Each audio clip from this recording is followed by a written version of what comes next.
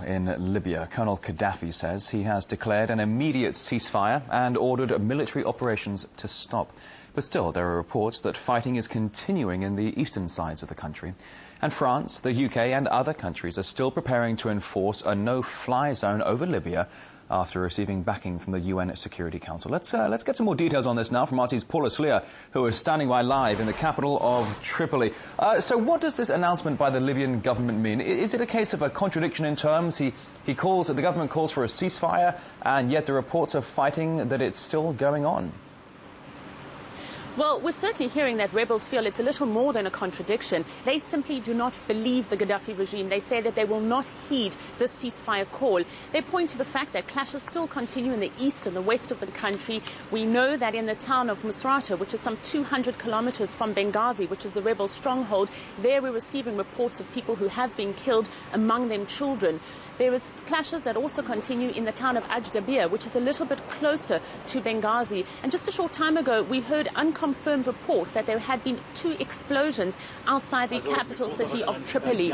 Now, the foreign minister certainly surprised the international community, Mr. Mussa, Kussa, when he said that Libya would be implementing a ceasefire immediately. He said that there would be the cessation of all military activities. He said that the government had a responsibility to protect humanitarian assistance, to provide humanitarian assistance, to protect human life, to provide protection to foreign assets and foreign citizens. He also called for open dialogue. Now, the international community, particularly the EU, is struggling to make sense of what the Libyan foreign minister meant and what the position of the Gaddafi government is.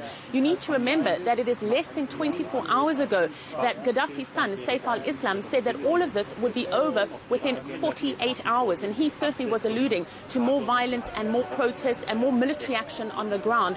We're hearing from France that they remain cautious. We're hearing from London that Gaddafi needs to be judged by his actions and not by his words. And we're hearing from the US Secretary of State, Hillary Clinton, that the international community is still going to go ahead with implementing this no-fly zone. She too saying that only then can Gaddafi be judged in terms of what his real motives are. Now, Paula, when I look at the UN Security Council Resolution 1973, the resolution states, quote, that any and all action may be taken to protect civilians in Libya. There is some concern that imposing a no-fly zone could just end up with a full-scale military intervention. Is that what people in Libya are worried about? I think the rebels here really do support the call for a no-fly zone, but even they are particularly cautious, and they are against that no-fly zone being enlarged to mean something more. The question being asked is, if a no-fly zone does not work, if indeed a no-fly zone is not able to stop the Gaddafi regime from continuing with these military activities, what then will be the next step? And experts have been banding the question of when exactly will this no-fly zone be implemented. We still have no time frame. How long will it continue for? Will it cover all of Libya? Who exactly will be involved, and who will have the chain of command? Now, we are hearing parallels being made with the situation and the operations in Iraq and Afghanistan. Here too, the call is for civilians to be taken care of. But as we saw in Iraq and Afghanistan, a lot of innocent people died. And as we heard from Germany, which was one of the countries to abstain from voting on this UN resolution, they say it carries considerable dangers and risks.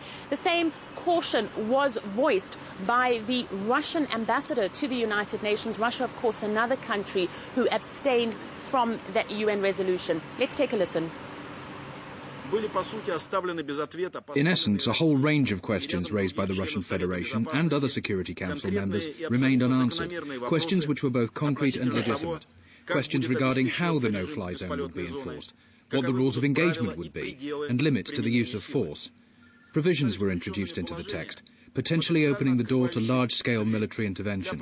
Responsibility for the inevitable humanitarian consequences of the excessive use of outside force in Libya will fall fair and square on the shoulders of those who might undertake such actions.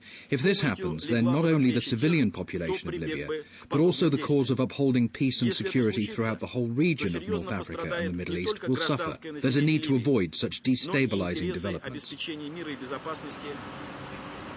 Now, we are hearing reports that there is a proposal on the table between Germany and the United States in which Germany will send reinforcements to Afghanistan so that US troops are able to be freed up from there, and those troops could ultimately be sent here to Libya. So that does raise concerns back to the question of where exactly will this no-fly zone end. Many unanswered questions, many fears, a lot of concern, and certainly a feeling of uncertainty here in Libya.